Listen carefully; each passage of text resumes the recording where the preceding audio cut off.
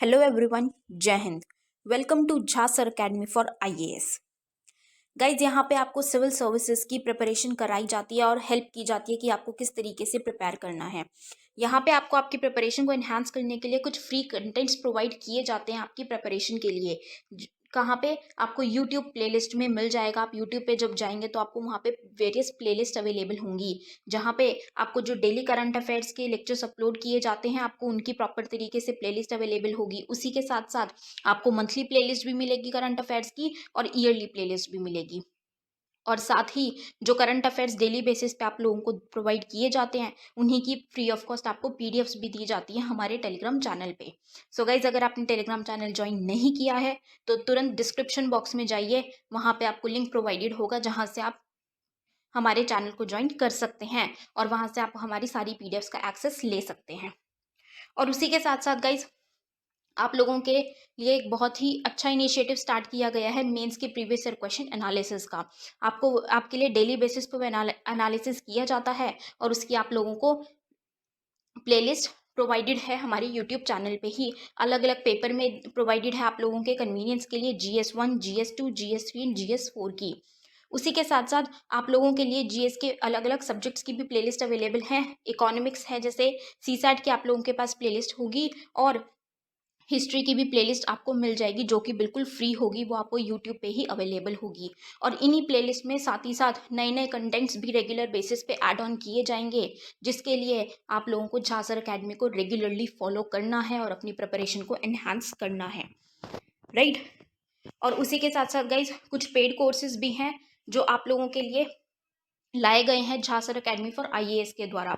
जो जिन paid courses को Jha sir खुद पर्सनली मेंटोर करते हैं, खुद उसको रिलेट करते हैं, जैसे कि जीएस का प्री प्लस मेंस बैच है गाइस, बिल्कुल जीरो से तैयारी करवाई जा रही है। झा सर खुद तैयारी करवाते हैं, पर्सनल गाइडेंस आपको दी जाती है, प्रॉपर तरीके से आपको अटेंशन प्रोवाइड की जाती है और बिल्कुल बेसिक से आपको तैयारी करवाई जा रही है आपकी प्रिपरेशन को एनहांस करने के लिए, राइट। तो आप इन कोर्सेज को भी ज़रूर ज्वाइन कीजिए। जैसे कि एक मेंस का भी आंसर राइटिंग का टेस्ट सीरीज बैच चल रहा है और प्रीलिम्स का भी टेस्ट सीरीज कोर्स चल रहा है गाइज, जो आपको हमारी ऐप पे टेस्ट सीरीज प्रोवाइड की जाएंगी। 10,000 क्वेश्चंस की आपको प्रैक्टिस कराई जाएगी। वो 10,000 क्वेश्चंस आपको कहाँ पे अवेलेबल होंगे? Jha sir academy for IAS की वेबसाइट पे भी अवेलेबल है और हमारा एक ऐप भी है Jha sir academy for IAS. आप अगर डालेंगे तो प्ले स्टोर से आपको वो ऐप मिल जाएगी, आप उसको डाउनलोड कर सकते हैं। वहाँ पे आपको प्रीलिम्स की टेस्ट सीरीज का एक्सेस भी मिल जाएगा और उसी के साथ साथ इतनी बेहतरीन ऐप है कि आपको वहाँ पे स्टडी टूल्स भी अवेलेबल हैं कि आपकी जो स्टडी है आप उसको ट्रैक कर सकते हैं कि आप कितना टाइम इफेक्टिवली स्टडी कर रहे हैं। तो इस ऐप को गाइज ज़रूर ज्वाइन कीजिएगा और डाउनलोड कीजिएगा और वेबसाइट भी अवेलेबल है, उस वेबसाइट पे भी आप जाके सब कुछ एक्सेस कर सकते हैं जो कि ऐप पे अवेलेबल है, right. So guys, Jha sir academy को रेगुलरली फॉलो करते रहिएगा।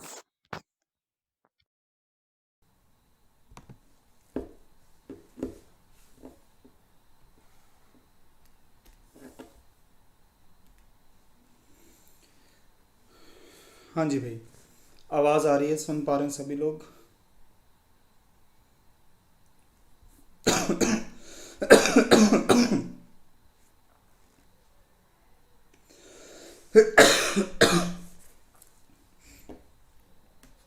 तो टॉपिक है ratio and proportion.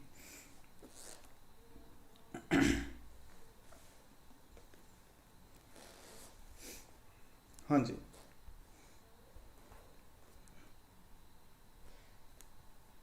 Good evening ji, Kapil ji good evening. तो रेशो एंड प्रपोर्शन बेटा अपने को स्टार्ट करना आज।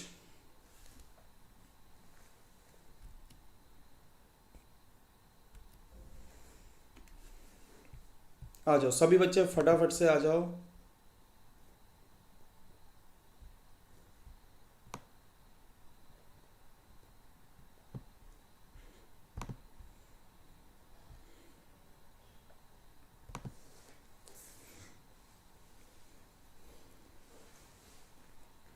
गुड इवनिंग जी, Alka ji good evening, Ansari ji good evening.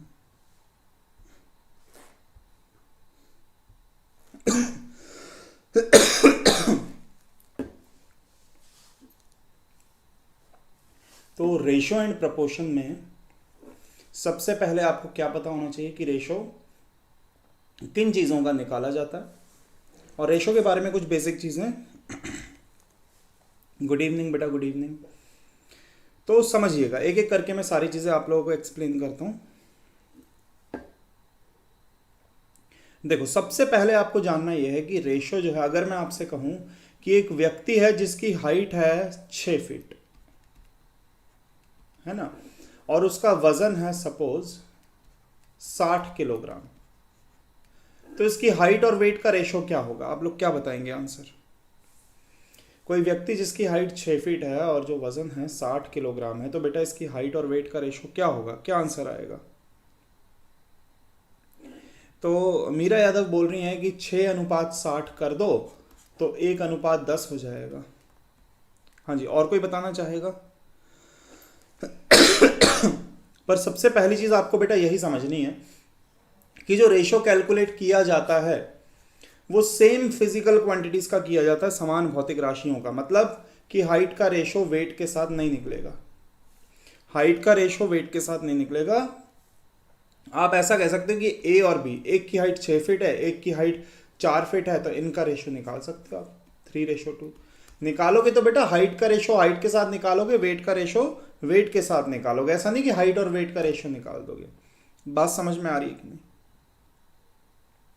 Same physical quantities का रेशो निकाला जाता है, समान भौतिक राशियों का। आप टेम्परेचर का रेशो टेम्परेचर के साथ निकाल सकते हो, T1:T2, ठीक है ना। आप लेंथ का रेशो लेंथ के साथ निकाल सकते हो, ठीक। आप डिस्टेंस का रेशो डिस्टेंस के साथ निकाल सकते हो, है ना। ऐसा नहीं कि आप डिस्टेंस का रेशो किसके साथ निकाल दोगे? स्पीड के साथ निकाल दोगे, ये गलत हो जाएगा। सेम फिजिकल क्वांटिटीज का रेशो निकाला जाता है। इसके बाद अगली चीज, भाई जो रेशो होता है वो को प्राइम नंबर्स होते हैं। को प्राइम नंबर मतलब सह अभाज्य संख्याएं। को प्राइम नंबर मतलब सह अभाज्य संख्याएं, मतलब जो आपस में कटती नहीं है। अगर आप कह रहे हो कि भाई 6:4 किन्हीं दो संख्याओं का अनुपात है, तो आपको ऑप्शन में 6:4 कभी भी नहीं मिलेगा। इसको सिंपलेस्ट फॉर्म में लिखो, 2 के पहाड़े से काटो, क्या आएगा? 3:2 आएगा। ये सही आंसर है। को प्राइम नंबर मतलब ऐसे नंबर जो आपस में कभी भी कटते नहीं है, जिनके बीच में कुछ भी कॉमन नहीं होता। जैसे मैं कहूं कि 5:15 क्या एक को प्राइम? अरे बिल्कुल नहीं है, कटेगा। 1:3 अब ये को प्राइम है। अभी बात समझ में आ रही है कि नहीं? को प्राइम क्या होता है? हाँ जी, ठीक है ना। चलो, तो इसके बाद एक और चीज जो आपको समझनी है कि रेशो में कैसे डिस्ट्रीब्यूट किया जाता है। अगर मैं आपसे कहूं कि 500 रुपए की राशि को ए और बी में बांटो 6:6 नहीं, सपोज 1:4 में बांटो। सिर्फ इतना सा कि 500 रुपए की राशि को ए और बी में 1:4 में बांटो। ये ए है, ये बी है, तो बड़ा ही आसान है। आप लोग कह दो कि सर 100 और 400। मतलब ये कि 500 को जब मैंने ए और बी में बांटा तो क्या हो गया जी? 100 और 400 हो गया, है ना। कैसे कि ए का हिस्सा कितना है? 1 और 4 में से ए का हिस्सा कितना है? 1 बटा 1 + 4 कितना हो जाएगा भाई? टोटल 5। ए का हिस्सा कितना है? 1 बटा टोटल कितना हो गया? 5 गुणा कुल राशि कितनी है भाई? कुल राशि क्या है? 500। बी का हिस्सा कितना है? तो आप कहोगे सर 4 है, बटा टोटल कितना है? तो आप कहोगे सर 5 है, गुणा कुल राशि कितनी है? 500, है ना। बात समझ में आ रही है कि नहीं? तो इस तरीके से आप देख सकते हो, ए का हिस्सा आ जाएगा 100 और बी का हिस्सा कितना आ जाएगा? 100 × 4 400 आ जाएगा, ठीक है। चलो, तो पहले सवाल पर आते हैं। हाँ जी, 500 रुपए की राशि को ए और बी में इस प्रकार बांटा जाता है कि उनके हिस्से का अनुपात 2:3 है। तो ए और बी के हिस्से ज्ञात कीजिए। हाँ जी भाई, क्या आंसर निकाला आपने? 200-300 आ गया कि नहीं आ गया?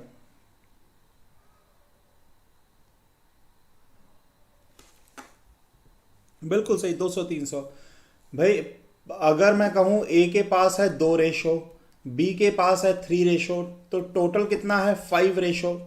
और टोटल तो आपको कितना दिया हुआ है, 500 रुपए के बराबर दिया है। 1:100, 2 अनुपात बराबर क्या हो गया, ए का हिस्सा, ये हो जाएगा 200। 3 अनुपात क्या हो गया बेटा, बी का हिस्सा, कितना हो जाएगा 300। बोलो बात समझ में आई कि नहीं? ठीक है ना, तो बहुत आसान था। अगला सवाल करो। 500 रुपए की राशि को एबीसी में बांटा जाता है 3:2:5, ए का हिस्सा।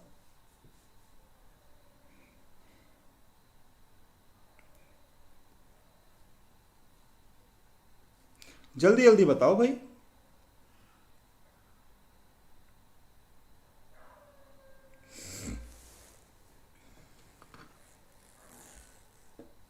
देखो 3:2:5, टोटल हो गए 10 अनुपात, जो कि 500 के बराबर है। 1 अनुपात बराबर क्या आ गया, 50। ए का हिस्सा कितना है, 3, तो 3 अनुपात बराबर क्या हो जाएगा, 150। बोलो बात समझ में आई कि नहीं भाई? ए का हिस्सा क्या आएगा, 150 रुपए, बी का आएगा 100 और सी का क्या आएगा, 250। बढ़िया, ए का बताना था। बहुत बढ़िया अक्षता जी, राकेश ने भी आंसर बताया। सही है, सही है, बिल्कुल सही है बेटा, बहुत आसान है ना। अगला सवाल देखो आपकी स्क्रीन के ऊपर।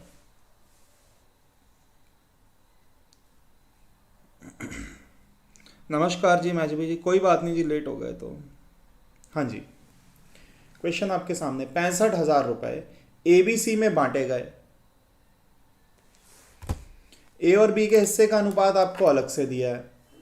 ये कैपिटल ए कैपिटल बी लिख सकते हो आप। ए और बी का अनुपात 3:2 दिया, बी और सी का अलग से दिया 4:3। तो ए और बी के हिस्सों का योग पूछ रहा है, कैसे निकालोगे भाई? देखो समझो मेरी बात को। आपसे कहा कि ए रेशो बी क्या है, 3:2। बी रेशो सी क्या है, 4:3। ठीक है ना, ए रेशो बी और बी रेशो सी आपको पता है।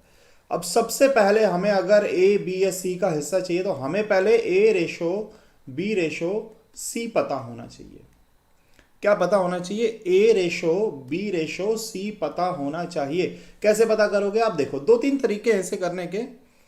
हाँ जी बिल्कुल, न्यू चैप्टर। बेटा कॉमन क्या है, तो आप कहोगे सर बी कॉमन है, तो मैं कहूंगा क्या बी की वैल्यू सेम है, तो आप कहोगे नहीं सर वैल्यू तो सेम नहीं है, यहां तो बी 4 है और यहां पर बी कितना है, 2।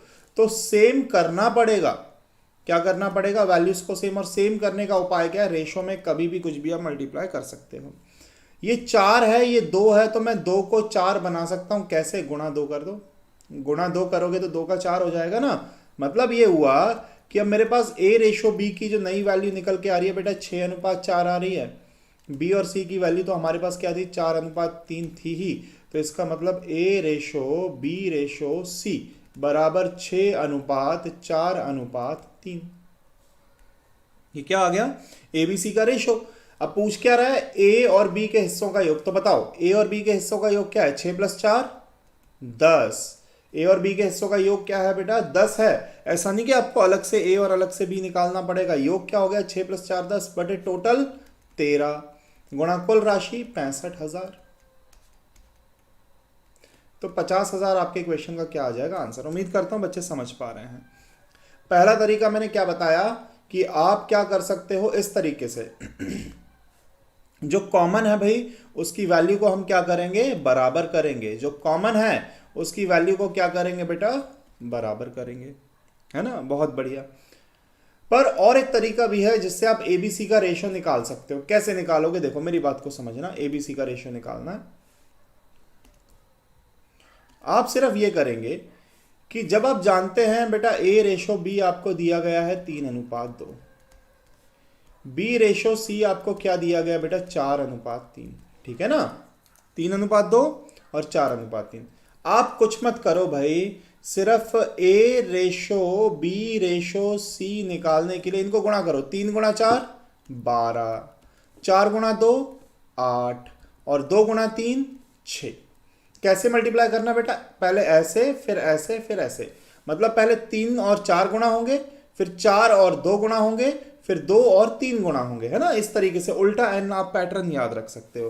तो 12 8 6, आप चाहो तो इसे 2 के पहाड़ से काटो या मत काटो, आंसर आपका सेम आएगा। मैं क्या कह रहा हूं कि 12 8 6 आ गया, चाहो तो 2 के पहाड़ से काट लो तो 6 4 3 हो जाएगा, है ना। तो रेशो तो क्या आ गया, वही का वही निकल के आ गया। उसके बाद आपको पता ही है क्या करना है। हाँ जी भाई विद्यार्थियों, पूछो अगर डाउट आ रहा है तो। ठीक है,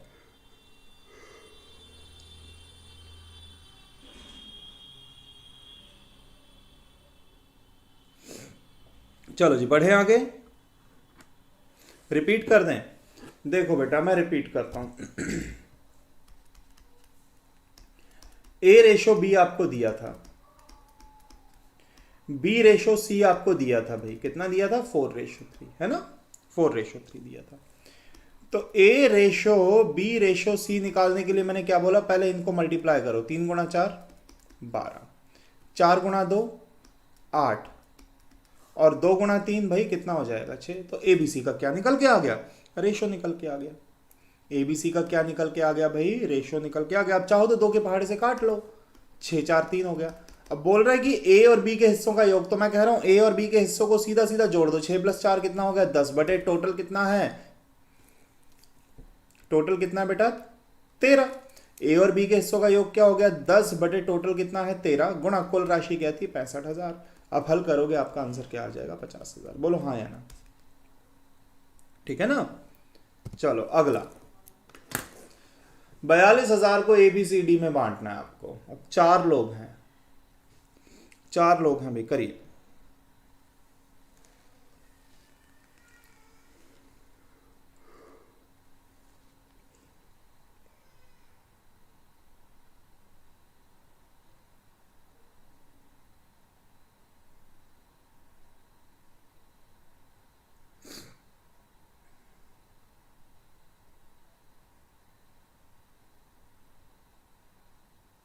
करें, देखो ए रेशो बी दिया आपको 2:1, बी रेशो सी दिया आपको 1:3, सी रेशो डी दिया हुआ आपको 2:3, है ना। आपको सबसे पहले ए रेशो बी रेशो सी रेशो और डी निकालना पड़ेगा। सबसे पहले ये निकालना पड़ेगा। कैसे निकालेंगे, तरीका ये कि पहले मैं सी को बराबर कर लूं, बी तो बराबर है ही, तो मैं क्या करूंगा पहले सी को बराबर करूंगा। समझना मेरी बात को, मैं 2 तरीके बताऊंगा। सी को बराबर करने के लिए ये 3 और 2 को बराबर करना है, तो इधर 3 और इधर 2 गुणा कर दो, क्योंकि ये भी 6 हो जाएगा और ये भी कितना हो जाएगा 6 हो जाएगा। बोलो हाँ या ना। सी को बराबर करना है ना, तो इधर 2 और इधर 3 गुणा करो, तो ये हो गया 2:6, और ये कितना हो गया बेटा 6:9। तो सी तो बराबर हो गया, पर बी बिगड़ गया। बी पहले यहां पर कितना है अब 1, पर यहां पर बी कितना हो चुका है 2, तो यहां पर भी क्या कर दो 2 से गुणा कर दो, तो कितना हो जाएगा बेटा 4:2 हो जाएगा। तो बी भी बराबर और सी भी बराबर। तो ए रेशो बी रेशो सी 4 2 और 6 और क्या आ गया बेटा 9 आ गया। 4 2 6 और 9 निकल के आ गया। बी और सी के हिस्सों का योग क्या है 6 और 2 कितना है 8, बटा टोटल कितना है भाई, टोटल है 21, गुणा कुल राशि क्या है 42,000। बहुत बढ़िया अंसारी जी, बहुत बढ़िया बेटा। आंसर क्या निकल के आ रहा है 16,000। पहला तरीका ये हुआ, ठीक है ना, पहला तरीका ये हुआ। पर अपन और भी कुछ कर सकते थे, ये समझ में आया कि नहीं। पहले मैंने सी को बराबर किया है, फिर मैंने बी को बराबर किया है, जिससे मेरे पास ABCD का रेशो आ गया, है ना। पर और अपन कैसे कर सकते हैं, मैं आपको एक और तरीका बताता हूं जो हर बार काम करेगा। ये ABC 3 लोग होते तो भी काम करेगा, 4 लोग हैं तो भी काम करेगा, है ना। देखो ए रेशो बी आपको पता है, बी रेशो सी आपको पता है, और सी रेशो डी भी आपको पता है। देखो ए रेशो बी क्या है बेटा 2:1, ये कितना है 1:3, और ये कितना है 2:3। आप इन्हें एक एक कदम आगे बढ़ा के लिखेंगे। कैसे लिखेंगे, एक एक कदम आगे बढ़ा के लिखेंगे।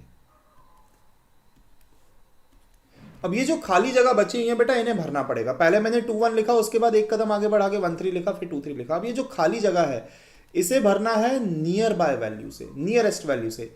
यहां पर इस खाली जगह के नजदीक क्या है, तो आप कहोगे सर दो तो दूर है, एक नजदीक है, तो खाली जगह पे एक आ जाएगा। ठीक है ना। हाँ, सी और डी है, सॉरी, सी और डी था यहां पे। यहां पर खाली जगह के नजदीक क्या है, तो एक है। यहां पर खाली जगह के नजदीक क्या है, तीन। यहां खाली जगह के नजदीक क्या है बेटा, दो है ना। ये अपन ने भर दिया। अब कुछ नहीं, इन सबको गुणा करो। इनको गुणा किया तो क्या आ जाएगा, इन सभी को गुणा कर देंगे तो क्या आ जाएगा बेटा, चार आ जाएगा ना। टू, वन और टू को गुणा किया तो कितना आ गया, चार। इनको गुणा किया तो क्या आ जाएगा, वन वन टू को गुणा किया तो टू। इनको गुणा किया तो एक तीन दो का कितना आ जाएगा, छः। और एक तीन तीन का कितना आ जाएगा बेटा, नौ। ये रेशो निकल के आ गया। बोलो बात समझ में आएगी नहीं। यहां पर आपको कोई दिमाग नहीं लगाना कि मैं क्या गुणा करूं क्या ना करूं। आप फटाफट से खाली जगह को भर दो, सबको वर्टिकली मल्टीप्लाई कर दो, आपका आंसर निकल के आ जाएगा। बोलो बात समझ में आ रही है कि नहीं। हाँ जी, क्या सभी बच्चे सहमत हैं भाई इस बात से।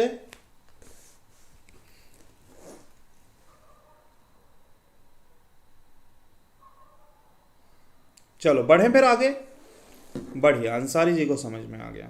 और भाई बाकी जनता, बाकी जनता भी बताओ भाई, समझ में आ रहा है कि नहीं आ रहा। चलो ठीक। मीरा जी को दोबारा समझना है। देखो बेटा, मैं दोबारा समझा देता हूँ आपको, थोड़ी सी चीज़ है बस।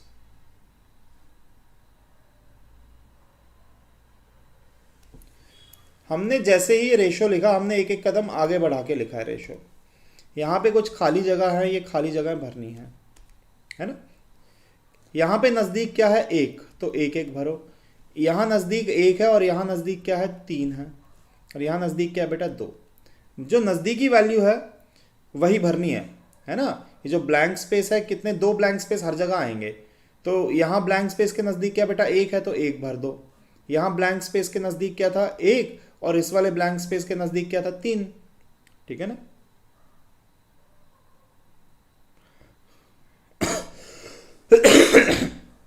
बेटा बिल्कुल नहीं अनुष्का जी, कभी भी आपको प्लस नहीं करना। प्लस करने से रेशो बदल जाता है।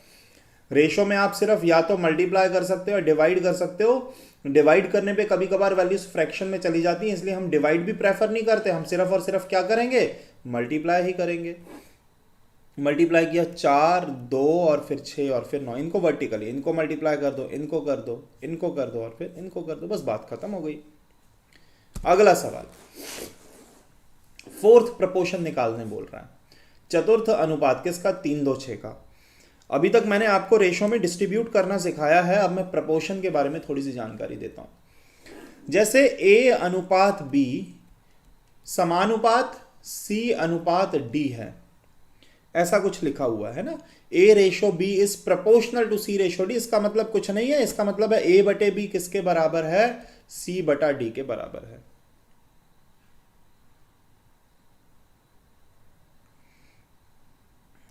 मैजबी जी मैं बता देता हूं, मैं फिर से बता देता हूं, आप एक सेकंड रुको। ए रेशो बी और सी रेशो डी, तो ए बटा बी बराबर सी बटा डी। तो आप क्रॉस मल्टीप्लाई करके क्या लिख सकते हो, क्रॉस मल्टीप्लाई करके लिख सकते हैं A D is equal to, क्या लिखोगे क्रॉस मल्टीप्लाई करोगे तो A D is equal to B C. बोलो बात समझ में आ रही है, ये वाला समझ में आ रहा है ना, A D is equal to B C. अब 3,2,6 का चतुर्थ अनुपात फोर्थ प्रपोर्शन मैंने क्या मान लिया, एक्स। अब मैं क्या लिखूंगा, मैं लिखूंगा 3:2 इज प्रोपोर्शनल टू 6:x। इसका मतलब 3/2 किसके बराबर है, 6/x के बराबर। इसका मतलब 3x इज इक्वल टू क्या हो जाएगा बेटा, 12। 3x क्या हो जाएगा आपका, 12, है ना। तो x बराबर क्या निकल के आ रहा है बेटा, 4 निकल के आ रहा है ना। आप डायरेक्ट याद रखो कि ए और डी पहले और आखिरी का प्रोडक्ट बीच के दो के बराबर होगा। ए डी बराबर बी सी है ना। ए डी मतलब पहला और आखिरी, बी सी मतलब बीच के दो। तो मतलब अगर 3:6 का फोर्थ प्रपोर्शन निकालना, एक्स मान लो पहले और आखिरी का प्रोडक्ट 3x, बीच के दो का प्रोडक्ट हो गया 12, तो एक्स बराबर क्या आ गया, एक्स बराबर भैया 4 निकल के आ गया। इस तरीके से कर पाएंगे कि नहीं सभी बच्चे।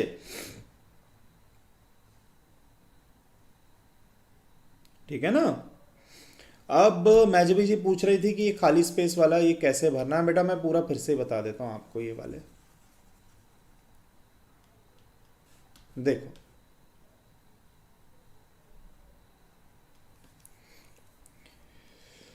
आपको ए रेशो बी दिया था 2:1, समझना। फिर 1:3, एक कदम आगे बढ़ा के लिखा। फिर 2:3, एक कदम और आगे बढ़ा के लिखा। अब खाली जगह कितनी है? ये टोटल मेरे पास 4 कॉलम है बेटा। पहला कॉलम, दूसरा कॉलम, तीसरा कॉलम, चौथा कॉलम, 4 कॉलम है। कौन सा पूछ रहे हो बेटा, कौन सा पूछ रहे हो फिर?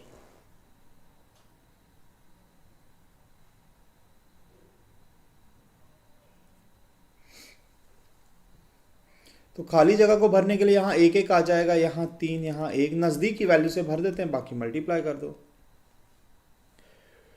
4269। अच्छा, क्योंकि बेटा यहां पर बी और सी का योग पूछा ना, यहां पर पूछा find the sum of share of B and C. B और सी का सम पूछा है, तो ये ए है, ये बी है, ये सी है, ये डी है, तो बी और सी का सम कितना हो जाएगा? 8। और बटे में तो हमेशा क्या आता है? टोटल आता है, क्योंकि उसने पूछा है बी और सी का बेटा, इसलिए मैं बी और सी को ऐड कर रहा हूं। बोलो बात समझ में आई कि नहीं आई?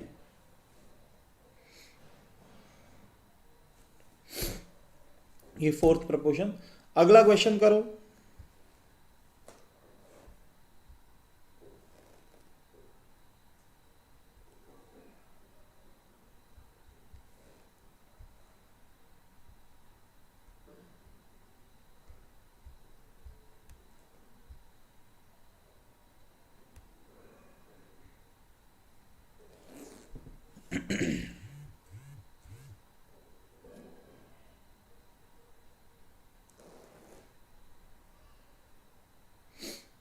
हाँ जी, हो गया भाई।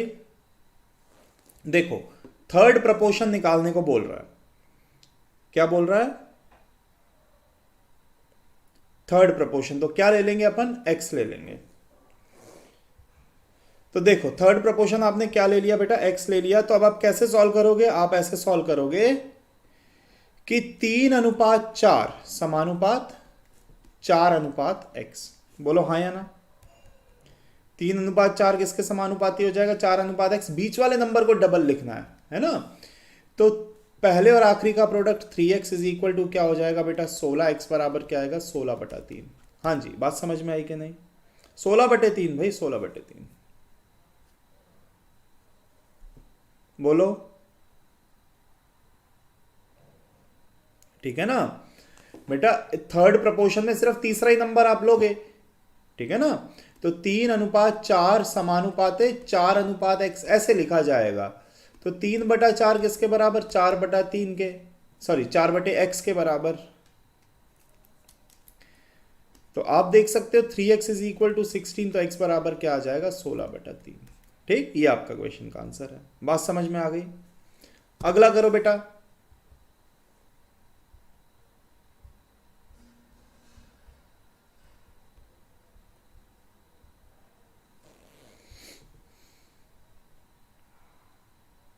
हाँ जी सूक्ष्म जी, देखो यहां 3:4, 3:4 और x है। इसका मतलब ये कि पहले दो का रेशो जो है बीच के दो के रेशो इनके बाद वाले दो के बराबर होगा। पहले दो का जो रेशो है वो बाद वाले दो के बराबर होगा, इसलिए 3/4 किसके बराबर होगा बेटा? 4/x के बराबर होगा, है ना? 3rd प्रपोर्शन का यही रूल है।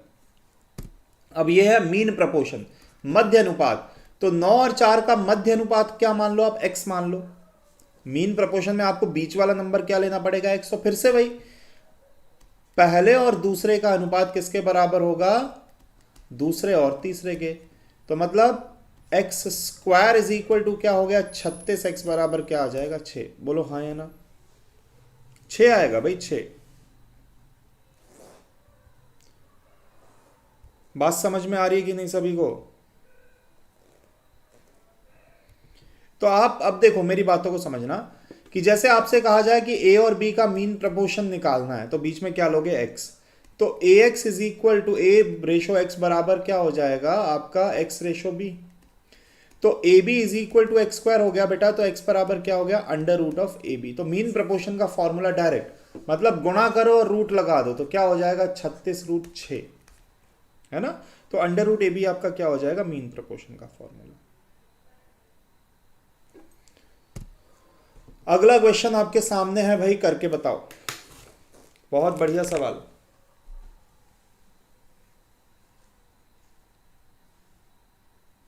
और भाई सभी लोग अपने साथ वालों को इन्फॉर्म करो भाई, आप लोग अपने साथ वालों को इन्फॉर्म करो सीसेट के बारे में कि सीसेट का कोर्स चल रहा है, लाइव क्लासेस चल रही है, सभी को इन्फॉर्म करो और उनको कहो कि भाई ज्वाइन करें।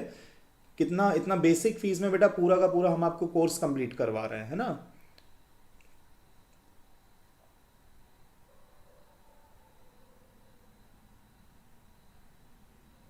क्या आंसर आ रहा है, देखो मैं बताता हूं। ए और बी मिल्क एंड वाटर का रेशो आपको क्या दिया हुआ है, 3:2 और 4:1, है ना। तो देखो मैं आपको बताता हूं, कंटेनर ए में मिल्क एंड वाटर का रेशो है 3:2, मिल्क और ये वाटर। कंटेनर बी में मिल्क एंड वाटर का रेशो क्या है, 4:1।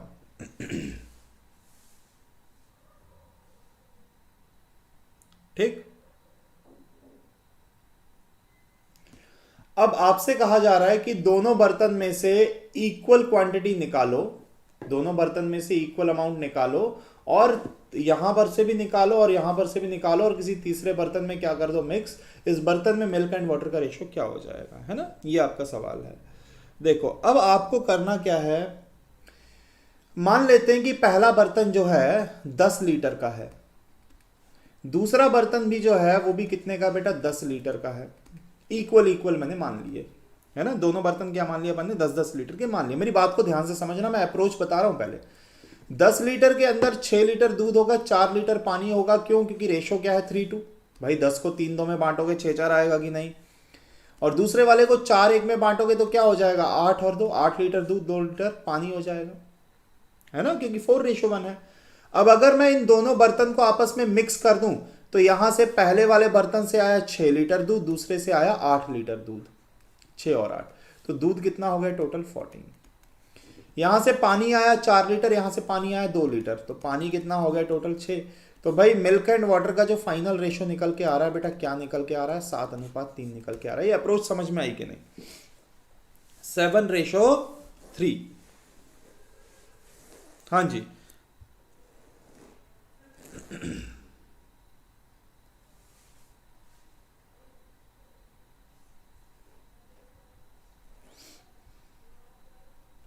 ठीक है ना।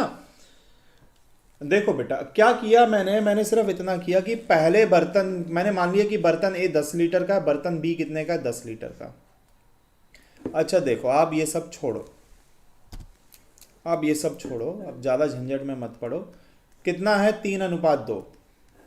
ये कितना है, 4:1। आप क्या करोगे बेटा, milk plus milk, water plus water, आपका आंसर आ जाएगा। Milk plus milk, water plus water. ये समझ में आया कि नहीं, बात खत्म हो गई। ठीक। आप ये हर बार कर सकते हो, आप ये हर बार कर सकते हो जब इक्वल क्वांटिटी निकालनी हो। इक्वल अमाउंट मतलब क्या किया जा रहा है, समान मात्रा निकाली जा रही है, समान मात्रा निकाली जा रही है और समान है भी। ए और बी मिला, ए में कितना है, दूध प्लस पानी मिलाकर कितना है बेटा, 5।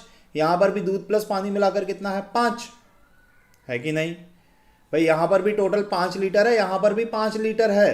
तो जब टोटल बराबर है तो ये तो पहले से ही समान मात्रा में है, इनको और क्या समान करोगे, दूध प्लस दूध, पानी प्लस पानी कर दो बस।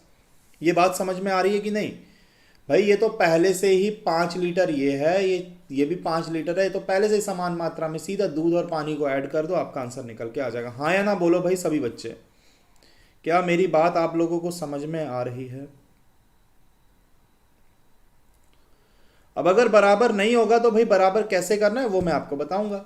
देखो इस क्वेश्चन की बात करते हैं। यहां पर बर्तन ए में कितना है, 3:2, बर्तन बी में कितना है बेटा, 2:1।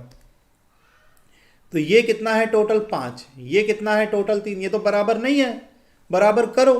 कैसे करो, क्रॉस मल्टीप्लाई, ऊपर 3 नीचे 5 गुणा कर दो, अपने आप बराबर हो जाएगा।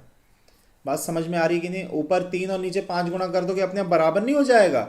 देखो करके देखते हैं अपन मल्टीप्लाई। मैंने 3 ऊपर गुणा किया तो ये वाला अब हो चुका है 9:6, 5 नीचे गुणा किया तो ये वाला कितना हो चुका है, 10:5। भाई अब तो ये भी 15, ये भी 15, दोनों क्या हो गए बराबर। Milk plus milk, water plus water, बात खत्म। भाई पहले तो बराबर करना पड़ेगा ना। 3-2 का टोटल क्या होता है, 5 होता है। दो एक का टोटल क्या होता है, 3 होता है, तो 3 को ऊपर और 5 को नीचे गुणा कर दो तो टोटल जो है बराबर हो जाएगा। और जैसे ही टोटल बराबर हो गया, milk plus milk, water plus water. बहुत बढ़िया, 19-11 आपका आंसर सही है। हाँ जी,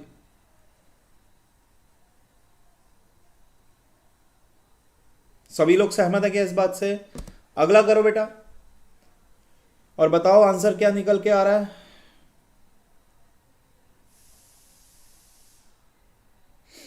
हाँ जी,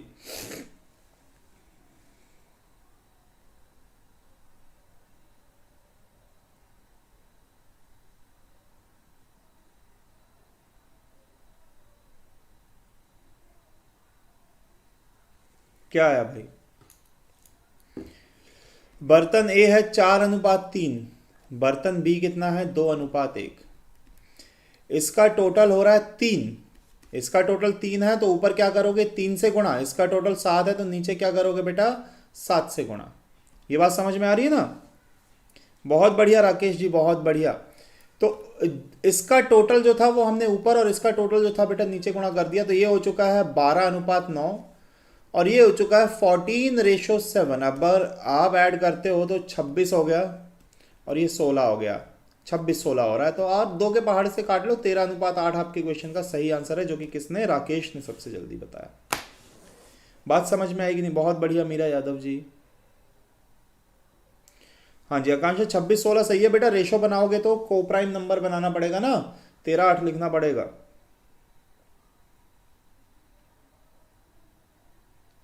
ठीक, 13:8, बहुत बढ़िया अंसारी जी।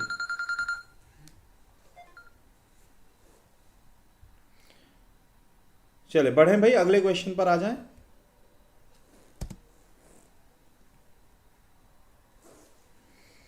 क्वेश्चन आपके सामने बेटा इस बार 3 बर्तन हैं। कितने हैं? 3 कंटेनर हैं। करके बताओ। पहले वाले में है 4:3, दूसरे वाले में है 2:1, तीसरे वाले में है 5:2। पहले तो आपको क्या करना पड़ेगा, टोटल बराबर करना पड़ेगा। यहां टोटल हो रहा है 7, यहां टोटल हो रहा है 3, यहां टोटल हो रहा है 7। तो 7-3-7, मतलब मैं टोटल 21 बना सकता हूं हर जगह, क्योंकि 21 क्या है, इनका एलसीएम है। 7-3-7 का एलसीएम क्या है, 21। तो जब मैं 21 बनाना चाह रहा हूं, पहले वाले को 21 बनाना चाहूंगा, तो 7 को 21 बनाना है तो भैया 3 से गुणा करो। 3 को 21 बनाना है तो भाई 7 से गुणा करो। 7 को 21 बनाना है तो भाई 3 से गुणा करो। बोलो हाँ या ना? भाई एलसीएम क्या आ रहा है, 21 आ रहा है। 7 को 21 बनाना है तो मैं 3 से मल्टीप्लाई करूंगा, 3 को बनाना है तो मैं 7 से करूंगा। तो ये जो रेशोज हो रहे हैं बेटा, 12:9 हो गया, 14:7 हो गया, और ये कितना हो गया, 15:6 हो गया। ठीक, तो ऐड करोगे तो कितना, 5 4 9 और 2 11, 41 अनुपात कितना हो रहा है भाई? भाई 47-22 क्यों होगा, 41:22 हो सकता है ना? चलो ऐड कर लेते हैं।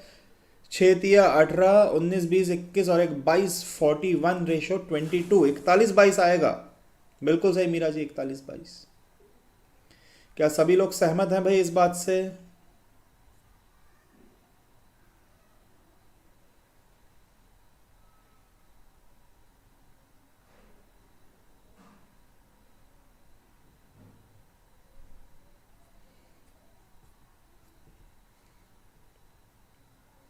ठीक है जी। अगला क्वेश्चन आपके सामने ये रहा कि ये तो, हाँ ये करो। हाँ जी, बताओ बेटा क्या आंसर निकल के आएगा।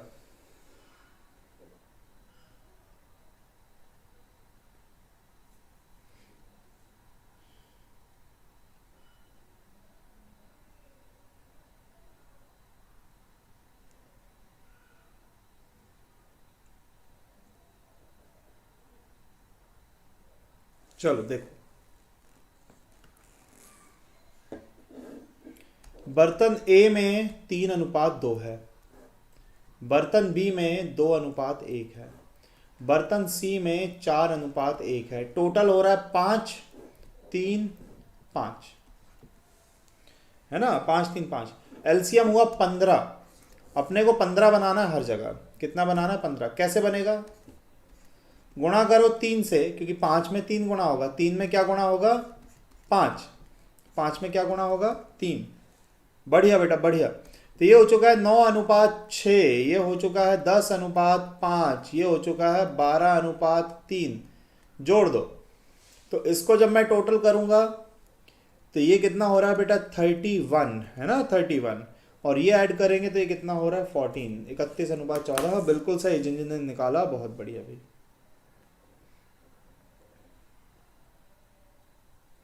कोई डाउट है किसी को तो पूछो।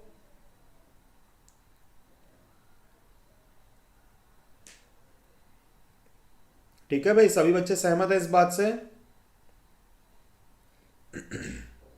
है ना, आसान है, कुछ नहीं है इनमें। चलो अगला क्वेश्चन।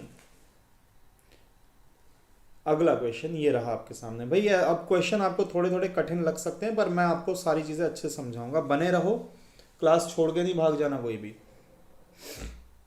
हाँ जी,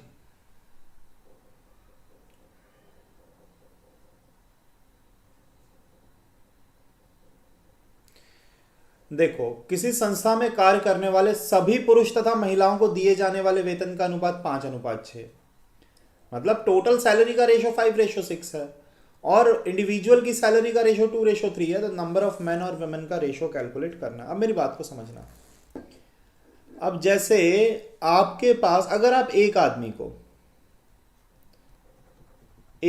को सपोज अगर हम 1,000 रुपए दे रहे हैं तनख्वाह, एक आदमी को कितना दे रहे हैं बेटा? सपोज 1,000 रुपए। और संस्था में कितने लोग काम करते हैं? सपोज नंबर ऑफ मैन कितना है? सपोज 20 लोग काम करते हैं। तो टोटल सैलरी आपको कितनी देनी पड़ रही है? कौन बताएगा? एक आदमी को अगर 1,000 रुपए देते हो और 20 लोग काम कर रहे हैं, तो टोटल सैलरी कितनी देनी पड़ रही है? तो भाई टोटल सैलरी सीधा सीधा नजर आ रहा है, 20,000 देना पड़ेगा। भाई एक आदमी को 1,000 दे रहे हो तो 20 आदमी को क्या दोगे? 20,000 दोगे। बिल्कुल राकेश जी, अब सही कह रहे हो। मतलब ये है कि जब मैं टोटल सैलरी निकालना चाहूंगा तो इंडिविजुअल की जो भी सैलरी है, उसमें क्या मल्टीप्लाई करना पड़ेगा? नंबर ऑफ लेबर को मल्टीप्लाई करना। भाई साधारण सी बात है ना, एक आदमी को जितना दे रहे हो उसमें कर्मचारियों की संख्या को गुणा करो। पर अगर मैं कर्मचारियों की संख्या निकालना चाहूंगा तो मैं टोटल सैलरी को इंडिविजुअल की सैलरी से क्या करूंगा? डिवाइड करूंगा। ये अपॉन में आ जाएगा। बोलो हाँ या ना? ठीक है ना। तो नंबर ऑफ लेबर निकालना है, तो टोटल सैलरी का रेशो क्या है? 5:6। टोटल सैलरी का रेशो क्या है? 5:6। इंडिविजुअल की सैलरी का रेशो क्या है बेटा? 2:3। अब जब मैं इनको डिवाइड कर दूंगा तो मेरे पास टोटल सैलरी के रेशो को इंडिविजुअल से डिवाइड करेंगे तो क्या निकल के आएगा? Number of labour. तो ये तो कट गया। तो अब मेरे पास हो चुका है 5/2:2। क्रॉस मल्टीप्लाई कर दो तो आंसर क्या आ जाएगा? 5:4 हो जाएगा। बोलो बात समझ में आई कि नहीं? क्या आ गया आंसर भाई? 5:4 निकल के आ गया। हाँ जी, दोबारा देखो, दोबारा समझो बेटा। नंबर ऑफ लेबर निकालने के लिए टोटल सैलरी को इंडिविजुअल की सैलरी से डिवाइड करना पड़ेगा। मतलब मैं ये कह रहा हूं कि जैसे आप टोटल सैलरी 20,000 देते हो, है ना, 20,000 दे रहे हो अगर आप टोटल सैलरी, और आपके पास अगर एक आदमी 1,000 रुपए लेता है आपसे, तो आपके पास कितने लोग? 20 लोग काम करते हैं। सीधी बात है ना। तो नंबर ऑफ लेबर का रेशो निकालने के लिए टोटल सैलरी को इंडिविजुअल से डिवाइड करना है। टोटल सैलरी क्या थी? 5-6। इंडिविजुअल सैलरी क्या थी बेटा? 2-3। डिवाइड कर दोगे तो ये तो कट गया, क्रॉस मल्टीप्लाई करोगे तो क्या हो जाएगा? 5:4 आपका आंसर हो जाएगा। नहीं समझे बात? नहीं समझे तो मैं और समझाऊं बेटा, और अच्छे से देख लो। मैं इसको प्रूफ करके भी बता देता हूं कि 5:4 मेरे पास कर्मचारी हैं। 5:4 मतलब 5 आदमी काम करते हैं और 4 क्या करती हैं बेटा? महिलाएं काम करती हैं। 5 आदमी और 4 महिलाएं काम करती हैं। अब एक आदमी को कितनी सैलरी देते हैं हम? 2:3। मतलब आदमी को मिलते हैं 2 रुपए, औरत को कितने मिलते हैं? 3 रुपए, है ना। तो 5 आदमी काम करते हैं, एक आदमी को 2 रुपए दे रहा हूं, तो आदमियों को टोटल 10 रुपए देने पड़ रहे हैं। भाई एक आदमी को 2 रुपए तो 5 को कितना? 10। एक महिला को 3 रुपए तो 4 महिलाओं को कितना? 12। तो क्या टोटल सैलरी का रेशो 5:6 नहीं आ रहा? टोटल सैलरी का रेशो क्या आ रहा है? 5:6 ही तो आ रहा है। बोलो बात समझ में आई कि नहीं आई? तो नंबर ऑफ लेबर के लिए आप टोटल सैलरी को इंडिविजुअल सैलरी से डिवाइड करोगे। बोलो हाँ या ना। सभी बच्चे सहमत हैं क्या भाई इस बात से?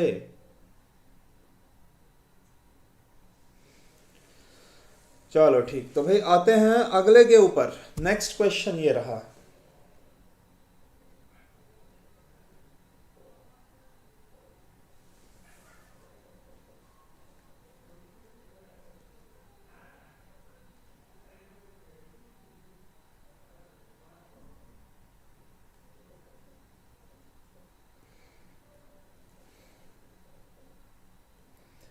Ratio of salary of A and B 3:2।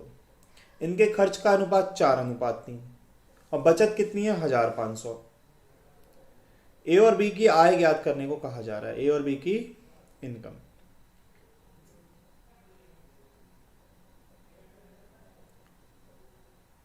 देखो बेटा बात को समझना। अब सबसे पहले ऐसा जब भी सवाल आया, अब आपको लग रहा है कि सर ये तो बड़ा कठिन सा सवाल लग रहा है, कोई कठिन नहीं है। आपको क्या पता होना चाहिए? इनकम, एक्सपेंडिचर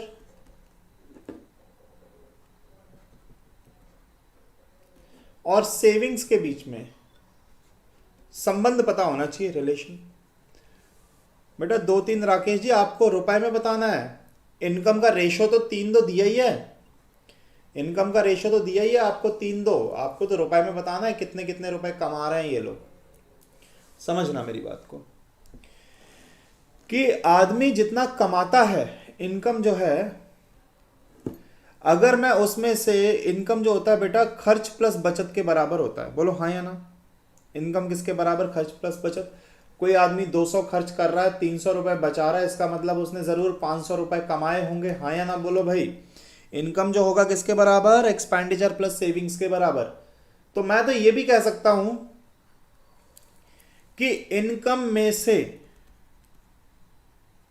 अगर मैं सेविंग्स को माइनस कर दूं तो मेरे को खर्च पता पड़ जाएगा। हाँ या ना बोलो। अगर इनकम में से मैं सेविंग्स को माइनस कर दूं तो मेरे को क्या पता पड़ जाएगा बेटा? खर्च भी तो पता पड़ जाएगा। मैं ये भी तो कह सकता हूं कोई आदमी 1000 रुपए कमाकर 200 रुपए बचा लेता है, इसका मतलब वो 800 रुपए खर्च कर चुका है। आदमी 1000 कमाकर अगर 200 बचा रहा है, मतलब 800 उसके खर्च हो गए, है ना। तो ए की इनकम कितनी है? ए और बी का इनकम का रेशो 3:2, मतलब ए अगर 3x कमाता है तो बी कितना कमाता है? 2x। इनकम हो गई। इनकम क्या हो गई? ए अगर 3x कमाता है तो बी कितना कमाता है? 2x। इसमें से सेविंग्स को माइनस करो। 1500 इनकी सेविंग है, तो ए ने अगर 1000 रुपए बचाए थे, बी ने अगर 500 रुपए बचाए थे, तो इनकम में से सेविंग्स को माइनस किया तो ये क्या निकल के आ गए? ए का खर्च। और ये किसका निकल के आ गया बेटा? बी का खर्च।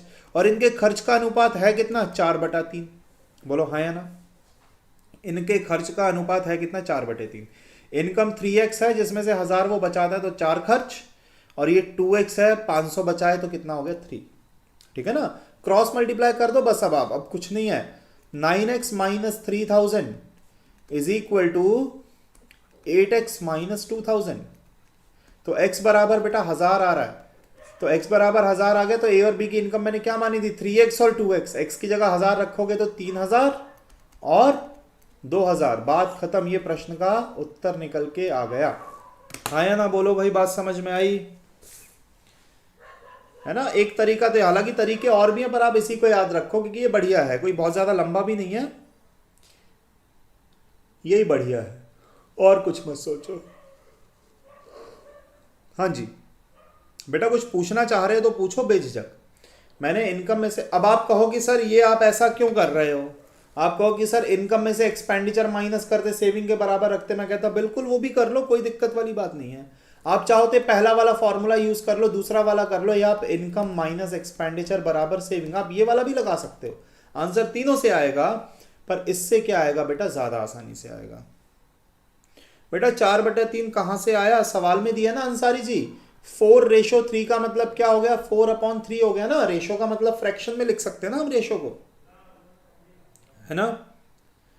4/3 आपको दिया हुआ है। ठीक है जी। अगला सवाल, सेम क्वेश्चन, सिर्फ वैल्यूज चेंज करी है मैंने।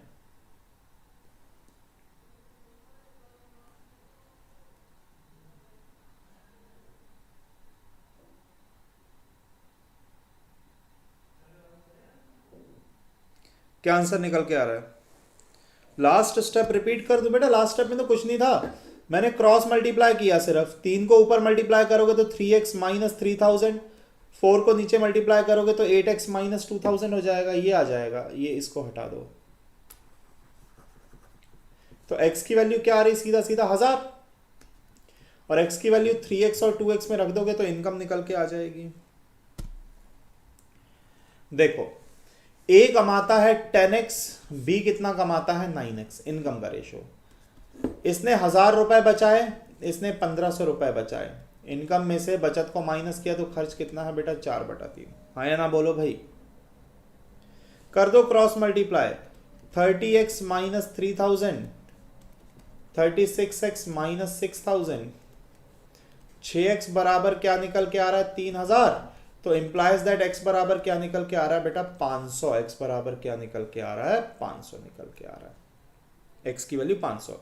अब x की वैल्यू 500 तो 10 और 9 में गुणा करोगे तो क्या आ जाएगा 5000 और 4500, 5000 और 4500।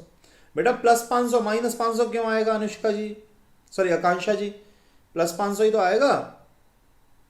मीरा जी 5000 और 4500, ना कि 5000 4000।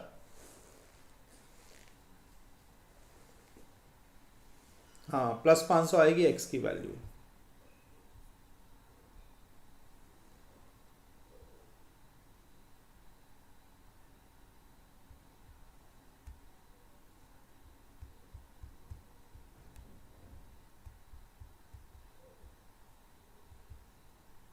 ठीक है जी। अगला सवाल भाई, ये बड़ा जबरदस्त सवाल है।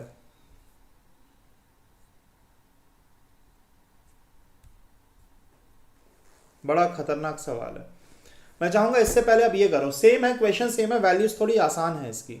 अब ये वाला पहले कर दो, ये पिछले वाला ना थोड़ा कठिन है यार, उसकी वैल्यूज ऐसी हैं कि थोड़ा कठिन है। इसको करो, हालांकि है सेम, कोई फर्क नहीं है, वैल्यूज का फर्क है, इसमें कैलकुलेशन थोड़ा आसान है, फिर मैं इसके पहले वाला करवा दूंगा। हाँ जी करो। एक्सपेंडिचर का रेशो पता है, सेविंग्स आपको परसेंटेज में पता है, तीनों का टोटल इनकम पता है, तो एबीसी की अलग अलग आपको इनकम निकालने को बोल रहा है।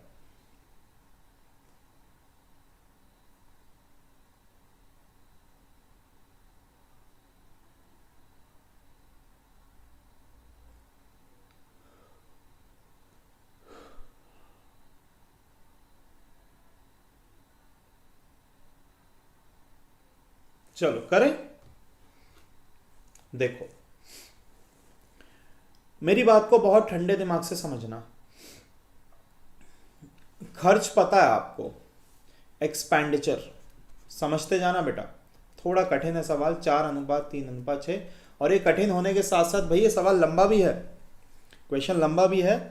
तो रेशो के कठिनतम सवालों में से आप इसे कह सकते हो कि रेशो के जो टफेस्ट क्वेश्चंस होते हैं उनमें से है ये सवाल, समझते जाना। एक्सपेंडिचर, सेविंग्स भी दिया है, सेविंग्स क्या बोल रहा है 20%, 70% और 40%, ठीक, 20%, 70%, 40%। इसका मतलब ये है कि ए जो है, जो ए है बेटा, अगर वो 20%, अगर ए 20% बचत करता है तो मतलब ए 80% खर्च कर चुका है। बोलो हाँ या ना, परसेंटेज टोटल 100 होता है ना। अगर ए ने, ये ए है पहला व्यक्ति, दूसरा व्यक्ति, तीसरा व्यक्ति, ए ने अगर सेविंग्स कितनी की है 20%, मतलब 80% उसने खर्च कर दिया, तो वैसे मैं कहूंगा कि बी 30% खर्च कर चुका और सी कितना 60% खर्च कर चुका है। हाँ जी। अब खर्च मेरे पास परसेंटेज में भी है और खर्च मेरे पास रेशो में भी है, खर्च मेरे पास परसेंटेज में भी है बेटा और रेशो में भी है ना। तो मैं परसेंटेज और रेशो को इक्वेट करूंगा तो मैं इनकम का रेशो निकाल सकता हूं। मैं परसेंटेज को रेशो के साथ इक्वेट करके क्या निकालूंगा, मैं इनकम का रेशो निकालूंगा, ताकि मैं टोटल 75,000 को डिवाइड कर सकूं। देखो अब अगर ए की बात करूं तो ए ने 80% जो है खर्च किया, जो कि अनुपात में 4 रेशो के बराबर है। तो आप सीधा सीधा देखोगे 1% बराबर बेटा 4/80 हो जाएगा, और 100% इंप्लाइज दैट 100% बराबर 4/80 गुणा 100 हो जाएगा, जिसका मतलब कुछ नहीं 5 अनुपात, ठीक है ना। 100% में क्यों निकाल रहा हूं, 100% मतलब टोटल इनकम, 100% भाई, सेविंग्स और एक्सपेंडिचर जोड़ोगे टोटल कितना, 100% हो जाएगा ना टोटल इनकम। वैसे ही अब बी का करो, 30% अगर 3 रेशो के बराबर है, सीधा सीधा 100% बराबर 10 रेशो हो जाएगा, कोई कठिनाई नहीं होगी। जैसे मैंने ये 1% निकाला, फिर 100 से गुणा करके 100% निकाला। सी की बात करें तो सी का एक्सपेंडिचर 60% है, जो कि रेशो में 6 के बराबर है, तो इसका भी 100% बराबर क्या हो जाएगा, इसका भी बेटा 100%, ये रेशो था सॉरी, 60% बराबर 6 रेशो है, तो 100% बराबर क्या हो जाएगा बेटा, 100% बराबर 10 रेशो हो जाएगा, सीधी सीधी बात है। तो मेरे पास ए का इनकम आ रहा है 5 रेशो, बी का आ रहा है 10 रेशो, सी का क्या आ रहा है, सी का भी 10 रेशो। इनकम का रेशो निकल के आ गया कि नहीं, चाहो तो काट लो, 1:2:2 कह दो आप कि सर 1:2 क्या आ गया, इनकी इनकम का रेशो आ गया, क्या आ गया 1:2। अब 1:2 में डिवाइड करोगे 75 को तो क्या हो जाएगा, 25 सॉरी 15 30 30 हो जाएगा, 15,000, 30,000 और 30,000। 1:2 में अगर मैं डिवाइड कर दूंगा तो ये क्या निकल के आ गया, तीनों की इनकम का रेशो। हाँ जी, दोबारा करना पड़ेगा है ना, इसको अपने को दोबारा समझना पड़ेगा। समझ लें भाई, दोबारा समझ लें। देखो सेविंग आपको पता है तो सीधा 100 में से माइनस करके खर्चा प्रतिशत में बता सकते हो, सीधा सीधा खर्च अपन किस में बता सकते हैं बेटा, परसेंटेज में। एक्सपेंडिचर पता है, सेविंग्स रेशो परसेंटेज में पता है, तो खर्च निकला परसेंट में। परसेंटेज को अगर आप इक्वेट करोगे किसके साथ, रेशो के साथ, तो 80% 4 रेशो, तो 1% निकल आएगा 4/80, गुणा 100 कर दोगे 100% निकल आएगा, है ना, तो 5 रेशो आ गया। क्योंकि काटोगे ना 20 के पहाड़े से, यहाँ 4 आएगा, यहाँ 5 आएगा, 4 से 4 कटा, कितना आ गया 5 रेशो। वैसे 30% 3 के बराबर, 100% 10, 60% 6 के बराबर, 100% 10 आ जाएगा, है ना। तो इनकम का रेशो निकल के आ गया 5 रेशो 10 रेशो 10 रेशो, इनकम का क्या निकल के आ गया रेशो, तो 1:2 हो गया। अब 1:2 में अगर आप 75,000 रुपए को बांट रहे हो, जो कि मैंने स्टार्टिंग में सिखाया था आज, तो 15 30 30 क्या आ जाएगा, रेशो निकल के आ जाएगा। ठीक है ना, बोलो सभी बच्चे इस बात से सहमत हैं या नहीं। चलो तो अब इसके पहले वाला क्वेश्चन, ये वाला करो बेटा। सेम क्वेश्चन है, सिर्फ वैल्यूज अलग हैं, सिर्फ और सिर्फ वैल्यूज अलग हैं, क्वेश्चन सेम है।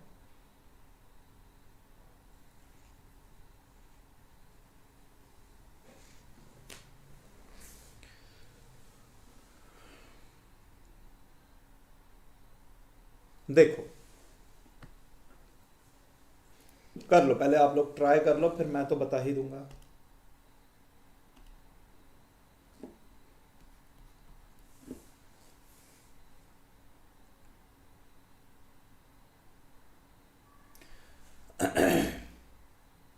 बचत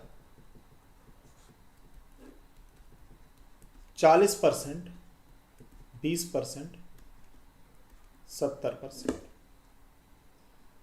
तो खर्च क्या हो जाएगा, तो खर्च हो जाएगा सीधा सीधा 60%, 80% और 30%। बोलो हाँ या ना। अब यही जो खर्च है ये रेशो में 3:2:4 के बराबर है। अब स्टेप बाय स्टेप समझना बेटा, जो मैंने पहले किया था तब वैल्यू आसान थी, मैं फिर से कर रहा हूं। अगर 60% 3 के बराबर, तो 1% क्या हो जाएगा, 3/60।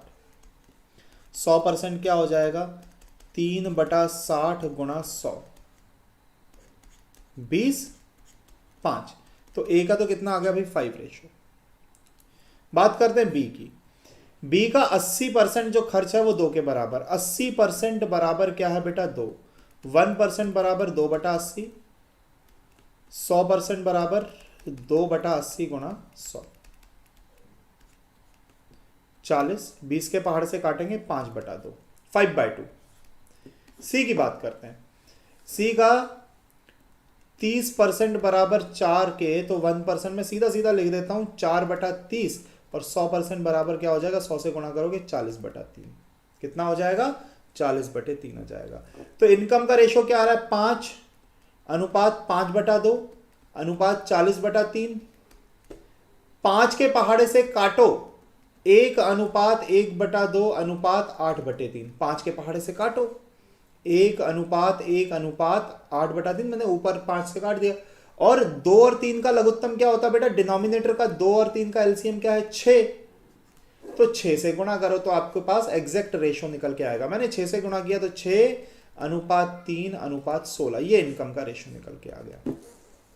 हाँ जी, 6 से गुणा करेंगे तो इनकम का रेशो क्या निकल के आ जाएगा? 6, 3 और 16। अब इस रेशो में अपने को क्या करना है? डिवाइड। तो 6 और 3 9 और 16 25, तो टोटल कितना हो रहा है बेटा? टोटल तो 25 रेशो हो रहा है।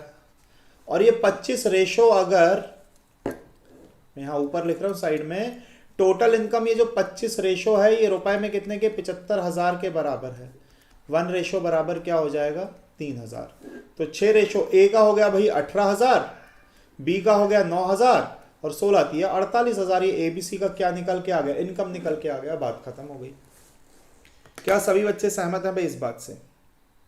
सबसे पहले आपको परसेंटेज को रेशो से इक्वेट करके इनकम निकालना है। इनकम निकल के आ गई, इनकम का रेशो निकल के आ गया, बस डिवाइड कर दो। है कुछ नहीं, सवाल लंबा है बस बेटा, कठिन नहीं है। बहुत बढ़िया अंसारी जी, मीरा यादव जी, बहुत बढ़िया। ठीक, तो बेटा बाकी के क्वेश्चंस करेंगे अपन कल, है ना? बाकी के क्वेश्चंस अपन कल करेंगे। कुछ पूछना चाह रहे हो तो बेटा आप पूछ लो, तो बाकी के क्वेश्चंस अपन कल कर देंगे, है ना?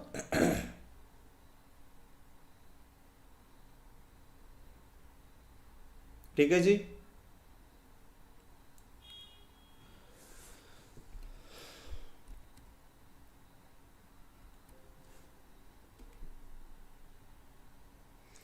हाँ जी बेटा, क्या डाउट है मीरा यादव जी क्लॉक में?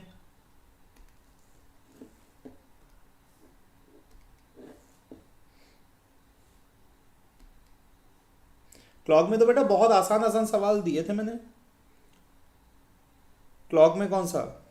Question number 11। 8:32 पे एंगल निकालना है। 11/2m 30h लगाओ। 8:32 पे अगर आप एंगल निकालना चाह रहे हो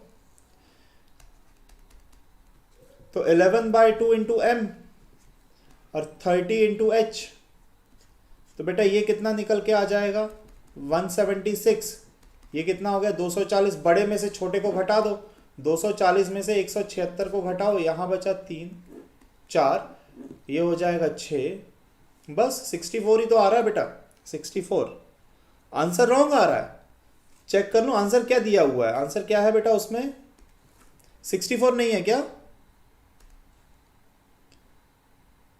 क्वेश्चन नंबर 11 64A ही तो होना चाहिए। क्वेश्चन नंबर 11 का आंसर देखें क्या है।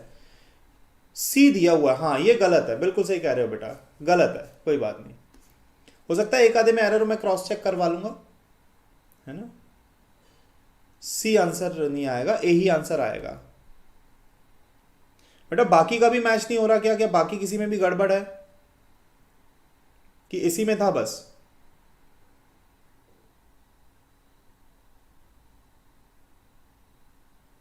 चलो ठीक है ना। तो भाई फिर मिलते हैं कल की क्लास में, है ना? बहुत बहुत धन्यवाद भाई सभी विद्यार्थियों का। मैं जब भी क्या बोल रही है, लास्ट वाला स्टेप रिपीट करना है बेटा। लास्ट वाले स्टेप में मैं कर देता हूं। अब तो क्वेश्चन ही लापता हो गया। ये था अपना क्वेश्चन, नहीं हाँ ये वाला बेटा। इसमें हमने ये इस क्वेश्चन में अपन ने क्या किया था? इसमें अपन ने पहले खर्च निकाला था 60%, 80% और 30%। और 60 को जब मैंने बेटा इक्वेट किया था किससे? 4 से, नहीं सॉरी 3 से, तो 100%। अब मैं डायरेक्ट लिख रहा हूँ 100% इसका आ जाएगा कितना? 5। फिर 80% को अगर मैं 2 के बराबर रखूंगा तो इसका 100% कितना आ रहा था अपना? 5/2। और तीसरे वाले का 100% कितना आ रहा था अपना? 40/3।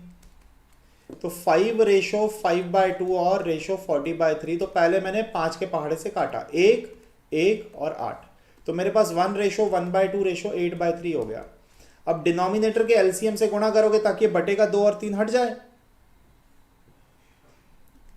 है ना? तो 6 से गुणा करोगे तो बेटा 6:3:16। अब इस रेशो में डिवाइड कर दो। ये तो मैंने स्टार्टिंग में बता दिया ना रेशो में कैसे डिवाइड करते हैं। क्वेश्चन नंबर 2 में भी प्रॉब्लम है, ठीक है जी। क्वेश्चन नंबर 2 में देख लेता हूं बेटा।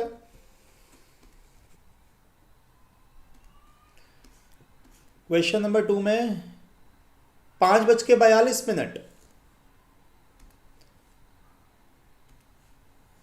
5:42 का देखते हैं अपन। तो 11/2 गुणा 42, ये हो रहा है 231, और 30 इंटू 5, ये कितना हो रहा है 150। माइनस करोगे 1 आ जाएगा 81 बेटा, 81 होना चाहिए ना। हाँ, आंसर 81 ही सही है बेटा, सही है 81। ठीक, चलो ठीक है ना। तो बहुत बहुत धन्यवाद बेटा, मिलते हैं अपन कल शाम को 8 बजे वाली क्लास में, है ना। बहुत बहुत धन्यवाद।